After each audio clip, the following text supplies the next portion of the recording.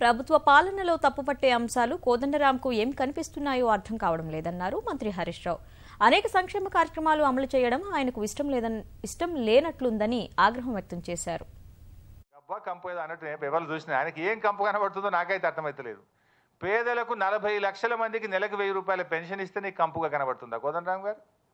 Machine Kakatiya కింద చెరువులన్నీ బాగా చేసి బ్రహ్మాండంగా రాష్ట్ర చరిత్రలో ఎప్పుడు లేనట్టు 60 లక్షల ఎకరాల్లో వరిధాన్యం పంట పండితే కోదండరాం గారికి కంపు కనబడుతున్నదండి. కేసీఆర్ కిట్టు పెట్టి ప్రభుత్వ దవాఖానాలు బాగా చేసి ఇవాళ ఈ ప్రభుత్వ ఆసుపత్రులను బాగా చేసి సిజరీన్ల సంఖ్య తగ్గించి ఇవాళ ప్రభుత్వ ఆసుపత్రికి ప్రజలు వెళ్తూ ఉంటే కోదండరాం గారికి కంపు కనబడుతుందా? మరి నేను ఏమనాలి, ఆయన ప్రొఫెసరా ఏందో నాకైతే అర్థమైతలేదు.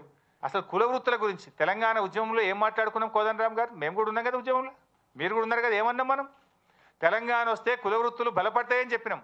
ఆ కుల వృత్తుల బలోపేతానికి 4000 కోట్ల రూపాయలు గొల్ల కుర్మలకు ఇచ్చి గొల్ల కుర్మలను బలోపేతం చేస్తే నీకు కంపు కనబడుతున్నదా కోదండరాం గారు?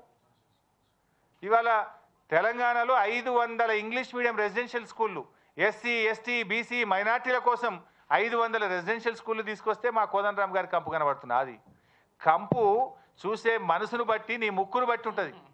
బహుశా నీ కాంగ్రెస్ పార్టీ చేసిన ఈ కనబడతలేవు కంపు. నీకు గాలి కాంగ్రెస్ పార్టీ గాలి తలిగి ఆ కాంగ్రెస్ పార్టీలో వచ్చిన గాలిలో కంపు ఉన్నది, అది చూసుకో ఫస్ట్ నువ్వు.